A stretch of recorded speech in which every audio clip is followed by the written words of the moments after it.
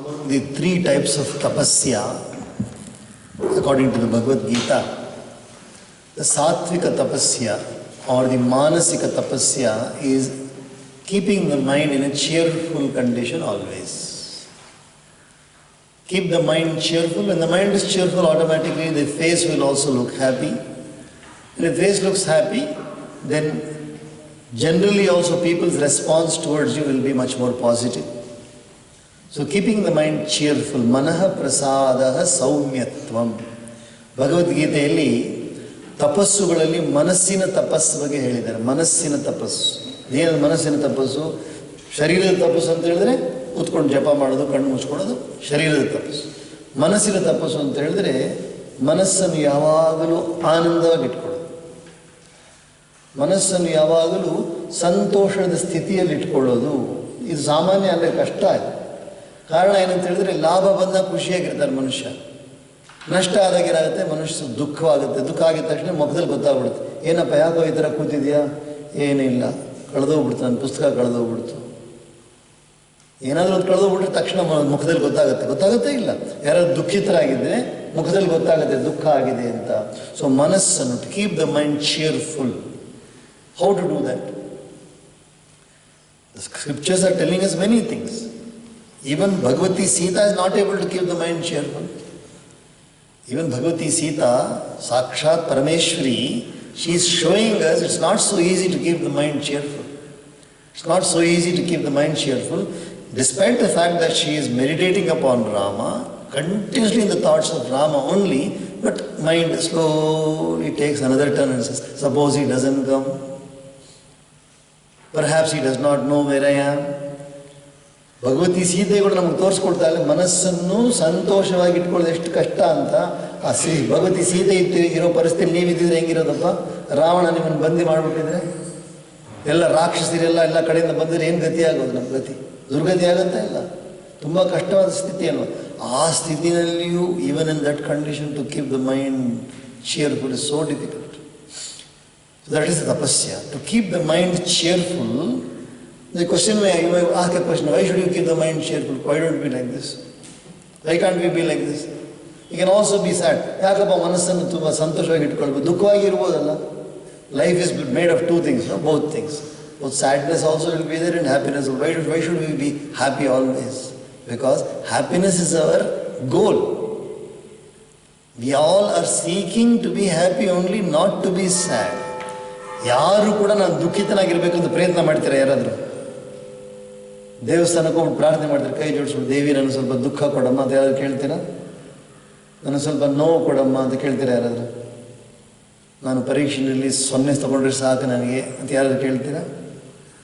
ಎಲ್ಲರೂ ಏನು ಕೇಳೋದು? ನನಗೆ ಲಾಭ ಬರಬೇಕು, ಏನೋ ವ್ಯಾಪಾರದಲ್ಲಿ ಲಾಭ ಬರಬೇಕು, ಆರೋಗ್ಯ ಚೆನ್ನಾಗಿರಬೇಕು, ಕಷ್ಟ ಬರಬಾರದು ಅಂತಲೇ ಪ್ರಾರ್ಥನೆ ಮಾಡ್ಕೊಳ್ತೀವಿ. ಸೊ ನಮ್ಮ ಗುರಿ ಏನು? ಸುಖವಾಗಿರೋದು. Our goal itself is to be happy. So why not learn another new art? Why not learn a new art of how to keep the mind cheerful? Mind can be kept cheerful only one way, that is acceptance of all situations. Jahi vidhi rakhe ma tahi vidhi rahi. If you cannot accept what has come to you, you cannot be cheerful. Because desiring something else other than what has come. Desiring something else other than what has come. ನಮಗೇನು ಬಂದು ಸೇರಿದೆಯೋ ಇವಾಗ ಅದರಲ್ಲಿ ಸಂತೋಷ ಪಡೋದು ಕಲೀಲಿಲ್ಲ ಅಂದರೆ ನಾವು ಯಾವಾಗಲೂ ಇದಕ್ಕಿಂತ ಹಂಗಿದ್ದಿರಬೇಕಾಗಿತ್ತು ಅಂತ ಹೇಳಿದ್ರೆ ದುಃಖ ಬರೋದು. ಏನು ಬಂದಿದ್ದೋ ಹಂಗೆ ಇರೋಣ ನಾವು. ಕಭಿ ಘೀ ಘನ, ಕಭಿ ಮುಠ್ಠಿ ಚನ, ಕಭಿ ವೋ ಭಿ ಮನ. ಹಿಂದಿ ದೇಸೆ ಕೆಲವೊಮ್ಮೆ ತುಂಬ ತುಪ್ಪದ ಊಟ ಕೊಟ್ಟರಂತೆ ನಮಗೆ. ತುಂಬ ಈ ಕಡೆ ತುಪ್ಪ ಆ ಕಡೆ ತುಪ್ಪ ಎಲ್ಲ ತುಪ್ಪದ ಊಟ ಕೊಟ್ಟರಂತೆ. ಇನ್ನೊಂದು ದಿವಸ ಬಂದು ಬರೀ ಒಂದು ಕೈ ತುಂಬ ಕಡಲೆ ಮಾತ್ರ ಕೊಟ್ಟರಂತೆ ತಿನ್ನೋಕ್ಕೆ. ಇನ್ನೊಂದು ದಿವಸ ಇವತ್ತು ಉಪವಾಸ ಮಾಡಿರಿ ಅಂತ ಹೇಳ್ಬಿಟ್ರಂತೆ. ಏನು ಮಾಡ್ತೀರ ಅವಾಗ? 3 ಪ್ರಕಾರವಾದ ಪರಿಸ್ಥಿತಿಯಲ್ಲಿಯೂ ಕೂಡ ಹೆಂಗಿರಬೇಕು?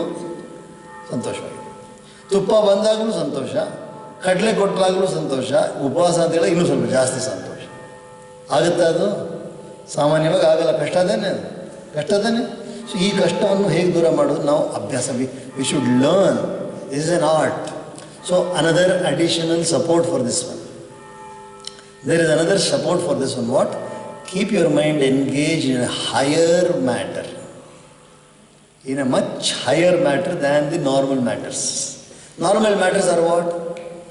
This should have come, this is not come. This should have come, this is not come. This is a normal matter. I should be happy, I should be healthy. This is a normal matter. I won't bother with the normal matters. I will keep my mind consciously, fully consciously on Paramatma. Fully consciously, remember. Mukh mein ho maa ka naam, maa ki seva haath mein. What does it mean? It's not just the rhythm of the song which is beautiful, no? Mukh mein ho maa ka naam, maa ki seva haath mein. Man mein ho maa ka naam, maa ki seva haath mein. Man mein ho maa ka naam. ಮನಸ್ಸಿನಲ್ಲಿ ದೇವರ ಹೆಸರನ್ನು ಇಟ್ಕೊಂಡು ಕೈ ಕೆಲಸ ಮಾಡ್ತಾ ಇರಬೇಕು. ಮನಸ್ಸಿನಲ್ಲಿ ದೇವರ ಹೆಸರನ್ನು ನಾವು ಮತ್ತೆ ಮತ್ತೆ ಮತ್ತೆ ಜಪ ಮಾಡ್ತಾ ಮಾಡ್ತಾ should have that in the mind and continue to do whatever you are doing. So what happens? That will be the hold for you.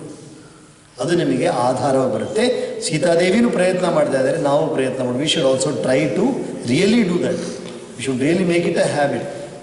When we hear of multitasking, nowadays multitasking is a common word. No? We hear of multitasking, doing something. In the ear we have the phone here. Hands are doing something, mind is elsewhere. So three, at least minimum three we are doing. Already we are doing three, no? ನೋಡಿದರೆ ಕೆಲವರು ಇಲ್ಲಿ phone ಇಟ್ಕೊಂಡ್ಬಿಟ್ಟಿದ್ದಾರೆ, ಮಾತಾಡ್ತಾ ಇರ್ತಾರೆ, ಕೈಯಲ್ಲಿ ಬೇರೆ ಕೆಲಸ ಮಾಡ್ತಾರೆ, ಮನಸ್ಸೆಲ್ಲೋ ಇರುತ್ತೆ. ಸೊ ಮೂರು ಕೆಲಸ ಒಟ್ಟಿಗೆ ಮಾಡ್ತಾರೆ. ನೋಡಿದ್ದೀರಾ? ಫೋನಿಗೆ ಇಟ್ಕೊಂಡು ಮಾತಾಡ್ತಾನೆ ಇರ್ತಾರೆ, ಬೇರೆ ಕೆಲಸನೂ ಮಾಡ್ತಾ ಇದ್ದಾರೆ. ನೋಡಿದ್ದೀರಾ? ಅದಕ್ಕೆ ಮಲ್ಟಿ ಟಾಸ್ಕಿಂಗ್. ಮಲ್ಟಿ ಅಂದರೆ ಜಾಸ್ತಿ ಅಂತ ಅರ್ಥ. ಒಂದು ಕೆಲಸಕ್ಕಿಂತ ಜಾಸ್ತಿ ಕೆಲಸ ಮಾಡೋದು ನಮಗಾಗುತ್ತಲ್ಲ, ಅದೇ ಥರ ಮನಸ್ಸನ್ನು ದೇವರ ಕಡೆ ಕೊಟ್ಟು ಕೈಯನ್ನು ಸೇವೆಯಲ್ಲಿ ಇಟ್ಕೋಬೇಕು. Unable to see Sri Rama, the corners of whose eyes are red and therefore so distressed, I shall soon see God Yama. ನಾನು ರಾಮನನ್ನು ನೋಡೋಕ್ಕಾಗಿಲ್ಲ, ಯಮನನ್ನಾದರೂ ಖಂಡಿತ ನೋಡ್ತೀನಿ. ಯಮನನ್ನು ನಾನು ನೋಡ್ತೀನಿ. In the absence of my husband, Sri Rama, that elder brother of Bharata, does not know me to be living, nor does Lakshmana. ನಾನು ಬದುಕಿದ್ದೀನಿ ಅಂತ ಕೂಡ ಅವ್ರಿಗೆ ಗೊತ್ತಿಲ್ಲ ಅಂತ ಕಾಣುತ್ತೆ. ಇಲ್ಲಾಂದರೆ ಅವ್ರು ನನ್ನನ್ನು ಬಿಡ್ತಾ ಇಲ್ಲ, ಬಂದು ಕಾಪಾಡ್ತಾ ಇದ್ರು. Had they known it, it cannot be imagined that they would not prosecute their search all over the globe. ಹಾಗೇನಾದ್ರು ಗೊತ್ತಿದ್ರೆ ಖಂಡಿತವಾಗಿ ಎಲ್ಲ ಕಡೆ ನನ್ನ ಬಗ್ಗೆ ಹುಡುಕ್ತಾ ಇದ್ರಲ್ಲ, ಯಾಕೆ ಹುಡುಕ್ತಾ ಇಲ್ಲ ನನ್ನ ಬಗ್ಗೆ? Leaving his body on the earth's surface precisely through grief caused by separation from me, that gallant elder brother of Lakshmana has surely departed to the heavenly world from this globe. ಓಹೋ, ಬಹುಶಃ ಹೆಂಗಿರ್ಬೋದಲ್ಲ, ನಾನು ಅವ್ರ ಜೊತೆ ಇಲ್ಲ ಅನ್ನೋ ದುಃಖದಲ್ಲಿ ಶ್ರೀರಾಮ ಮಧ್ಯೆ ಸತ್ತೋಗ್ಬಿಟ್ಟಿರ್ಬೋದು ಅಂತ ದುಃಖ ಪಡ್ತಾ ಇದ್ದಾರೆ Sita. She is thinking otherwise now, because he could not be separated from me, so he must have already left this body. Quite possible. Happy are the gods as well as the Gandharvas, the Siddhas and the eminent Rishis who are able to look on my husband, the heroic Sri Rama, of lotus-like eyes in heaven. ಅಂದರೆ ಇವಾಗ ಅವರೆಲ್ಲ ಹೋಗಿರ್ತಾರೆ, ರಾಮ ಎಲ್ಲ ಹೋಗಿರ್ತಾರೆ, ಇವಾಗ ಸ್ವರ್ಗಕ್ಕೆ ಹೋಗಿರ್ತಾರೆ. ಅಲ್ಲಿ ಯಾರು ನೋಡ್ತಾರೆ? ಇಂದ್ರ, ವರುಣ, ವಾಯು, ಅಗ್ನಿ ದೇವರೆಲ್ಲ ಕೂಡ ಅವ್ರನ್ನ ದರ್ಶನ ಮಾಡ್ತಾ ಇದ್ದಾರೆ. ನಾನು ನೋಡಿ ದರ್ಶನ ಮಾಡೋಕ್ಕಾಗ್ತಾ ಇಲ್ಲ ಅಂತ ದುಃಖ ಪಡ್ತಾರೆ. They will be having darshan, but I am not able to have darshan. Or that royal sage, the sagacious Sri Rama, who seeks religious merit alone and has become one with the Supreme Spirit, has no longer any use for me, his wife. ಇನ್ನೂ ದುಃಖದಲ್ಲಿ ಹೇಳ್ತಾರೆ. ಅಕಸ್ಮಾತ್ ಅವ್ರು ಏನಾದರೂ ಮುಕ್ತರಾಗ್ಬಿಟ್ಟಿದ್ರೆ, ಸ್ವರ್ಗಕ್ಕೂ ಹೋಗಿಲ್ಲ, ಮುಕ್ತಿ ಹೊಂದಿದ್ದಾರೆ ಅಂದರೆ ಏನು ಪ್ರಯೋಜನ ಅವರಿಗೆ? ನಾನಿದ್ದು ಏನು ಪ್ರಯೋಜನ ಅವ್ರಿಗೆ? ನನ್ನಿಂದ ಏನೂ ಪ್ರಯೋಜನ ಇಲ್ಲ. He does not need me at all. That's why he has gone away. Love sticks to one remaining before one's eyes, while it no longer exists for one who is out of sight. You see this so many times. People say this, out of sight, out of mind, out of sight, out of mind. People say this, no? ಕಣ್ಣು ನೋಡ್ತಾ ಇದ್ರೆ ಒಬ್ಬನ್ನ ಪ್ರೀತಿ ಇರುತ್ತೆ, ಕಣ್ಣಿಂದ ದೂರ ಆಗ್ಬಿಟ್ರೆ ಪ್ರೀತಿನೂ ಮರೆತೋಗ್ಬಿಡ್ತಾರೆ ಜನಗಳಂತ ಸೀತಾ ಹೇಳ್ತಾ ಇದ್ದಾರೆ. But the ungrateful alone spurn love. Shrirama would never do so. ಅಂದರೆ ಯಾರು ಕೃತಜ್ಞತೆ ಇಲ್ಲದೆ ಇದ್ದಾರೆ ನೋಡಿ ಮನಸ್ಸಲ್ಲಿ, ಅವ್ರು ಮಾತ್ರ ಈ ಥರ ಪ್ರೀತಿ ಇರೋರನ್ನ ಬಿಟ್ಬಿಡ್ತಾರೆ. ತಾಯಿ ಯಾವಾಗ ಮಕ್ಕಳು ಮರಿತಾರ? ತಾಯಿ ಮರಿತಾರೆ ಮಕ್ಕಳನ್ನ? ತಾಯಿ ಮರೆಯೋದೇ ಇಲ್ಲ. ಎಲ್ಲಿದ್ರು ಕೂಡ ಮಗು ಯೋಚನೆ ಮಾಡ್ತಾನೆ ಇರ್ತಾಳೆ. ಆ ಥರ ರಾಮ ನನ್ನನ್ನು ಬಿಡೋರಲ್ಲ. Or are there any shortcomings in me, or perhaps it is loss of fortune in my case, due to which I, Sita, a young lady deserving this protection, stand separated from Shrirama, who is worthy of excellent possessions. ನಾನು ನಿಜವಾಗಿಯೂ ನಾನು ರಾಮನ ಜೊತೆ ಇದ್ದಿರಬೇಕಾಗಿತ್ತಲ್ಲ, ನನ್ನದ್ರೆ ಏನಾದರೂ ಕೊರತೆ ಇದೆಯಾ? Are there any shortcomings in me, or my fortune itself is bad. मेरा किस्मत अच्छा नहीं, क्या कर? ನನ್ನ ವಿಧಿ ಚೆನ್ನಾಗಿಲ್ಲ, ಅದಕ್ಕೋಸ್ಕರ ಕಷ್ಟಪಡ್ತಾ ಇದ್ದೀನಿ ಅಂತ ಬೇಜಾರು ಪಡ್ತಾ ಇದ್ದಾರೆ. ಶ್ರೇಯೋ May ಜೀವಿತಾನ್ ಮರ್ತುಂ ವಿಹೀನಾಯ ಮಹಾತ್ಮನ ರಾಮಾದ್ ಅಕ್ಲಿಷ್ಟ ಚಾರಿತ್ರ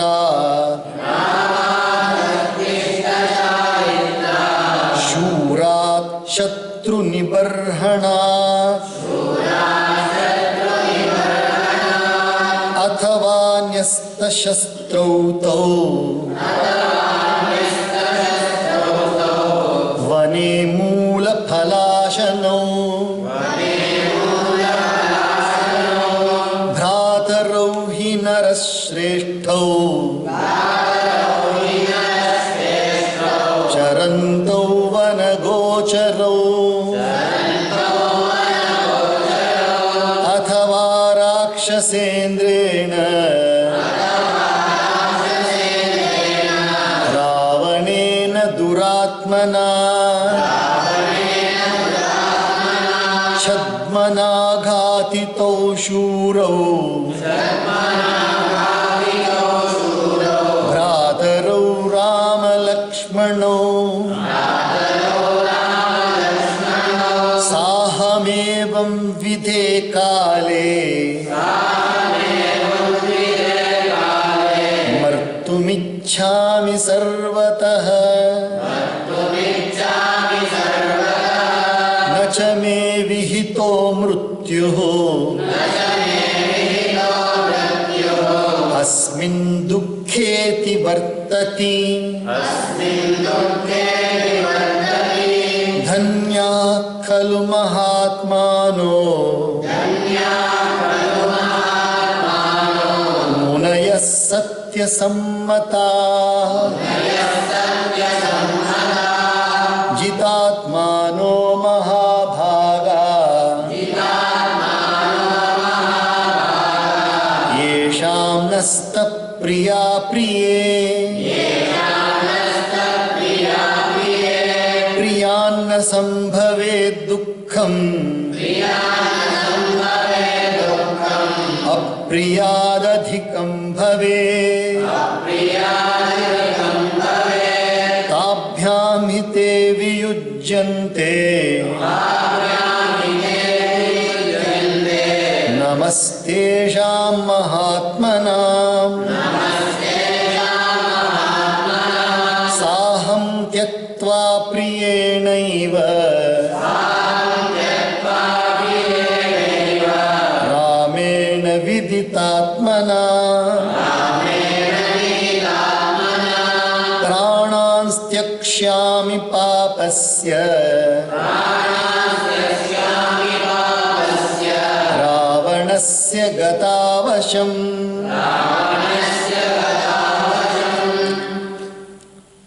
Death is preferable to life for me, who stand disunited from the high-souled and heroic Sri Rama, who is unwearied in maintaining his character and who is capable of exterminating his foes. Since separation of Sri Rama, it appears that death is better for me. When Rama is not there, what is the point in living? ಅಂದರೆ ಶ್ರೀ ರಾಮ ಇಲ್ಲದೆ ಇರಬೇಕಾದ್ರೆ ನನಗೆ ಮರಣನೇ ಮೇಲು, ಬಾಳೋದು ಒಳ್ಳೆಯದಲ್ಲ. Or those two brothers, Sri Rama and Lakshmana, the foremost of men, roaming as they do in the forest as for dwellers in the forest and living on roots and fruits alone, have actually given up their arms and taken a vow of non-violence. ಅಥವಾ ರಾಮ ಲಕ್ಷ್ಮಣರು ನಾನು ಸಿಕ್ಕಿಲ್ಲವಲ್ಲ, ಯಾರು ಸೀತೆ ಸಿಕ್ಕಿಲ್ಲ ಅಂದ್ರೆ ಅವರಿಬ್ಬರು ಏನು ಮಾಡಿದ್ದಾರೆ ಅಂತ ಹೇಳಿದ್ರೆ ಪೂರ್ಣವಾಗಿ ಧನುಸ್ಸನ್ನು ಬಾಣಗಳನ್ನು ಎಲ್ಲವನ್ನೂ ತ್ಯಾಗ ಮಾಡಿಬಿಟ್ಟು ಅವರು ಬರೀ ಋಷಿಗಳ ಥರ ಬಾಳಕ್ಕೆ ಶುರು ಮಾಡಿಬಿಟ್ಟಿದ್ದಾರೆ. ಅವರೆಲ್ಲ ಮರೆತು ಬಿಟ್ಟಿದ್ದಾರೆ. ಇನ್ಮೇಲೆ ನನಗೆ ಯಾವ ಸಂಬಂಧನೂ ಬೇಡ ಅಂತ ರಾಮ ಲಕ್ಷ್ಮಣ ನಮ್ಮನ್ನು ಬಿಟ್ಬಿಟ್ಟಿದ್ದಾರೆ ಅಂತ. ಅದೂ ಸಾಧ್ಯ ಇದೆ. Quite possible they have become tapasvis now. Are the two gallant brothers Sri Rama and Lakshmana have been caused to be killed through some trick by the evil-minded Ravana, the lord of ogres. ಹೀಗೂ ಆಗ್ಬೋದಲ್ಲ, ಒಬ್ಬರೇ ಇರ್ಬೇಕಾದ್ರೆ ಏನೇನು ಯೋಚನೆ ಬರುತ್ತೆ ನೋಡಿ. ಹೀಗೂ ಆಗ್ಬೋದಲ್ಲ, ರಾಮ ಲಕ್ಷ್ಮಣನನ್ನು ರಾವಣ ಬಂದು ಮೋಸ ಮಾಡಿ ಬೇರೆ ವೇಷದಲ್ಲಿ ಹೋಗಿ ಕೊಂದ್ಬಿಟ್ಟಿರ್ಬೋದಲ್ವ. Quite possible he went in disguise and killed them also. Situated as I am, I wish to die by all means at such a juncture. My death, however, is not ordained even in my present extreme agony. ನಾನಂತೂ ನಾನು ಮರಣ ಬೇಕು ಅಂತ ಪ್ರಾರ್ಥನೆ ಮಾಡ್ತಾ ಇದ್ದೀನಿ, ಆದರೆ ಮರಣ ಬರ್ತಾ ಇಲ್ವಲ್ಲಪ್ಪ. ಇಷ್ಟು ಕಷ್ಟಪಟ್ಟರು ಕೂಡ, ದುಃಖ ಪಟ್ಟರು ಕೂಡ ಮೃತ್ಯು ಬರ್ತಾ ಇಲ್ವ. It's not coming to me. Happy indeed are the magnanimous. These last few lines are very beautiful. Happy indeed are the magnanimous and highly blessed hermits, by whom the highest reality has been fully recognized as their very self, and who have subdued the self, and in whose eyes the pleasing and the displeasing do not exist at all.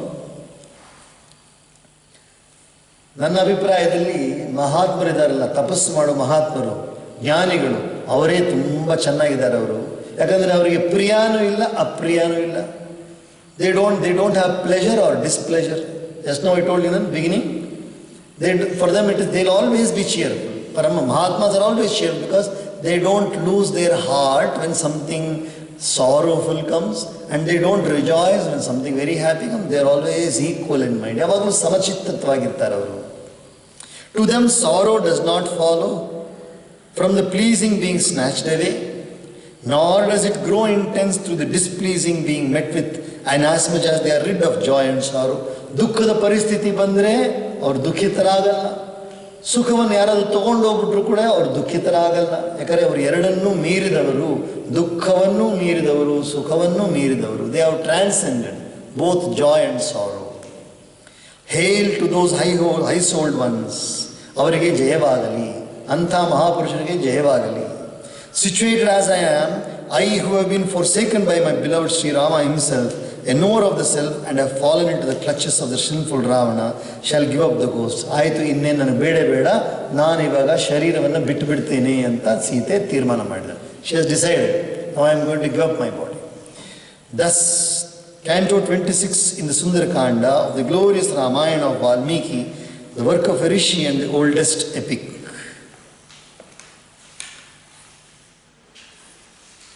Then there is going to come something beautiful is going to come. ಇದಾದಮೇಲೆ ತುಂಬ ಸುಂದರವಾದ ವಿಷಯ ಬರುತ್ತೆ. A dream is going to come. How Paramatma plays the game again. Paramatma plays different leelas. And she is in such a dejected state, then good news is coming.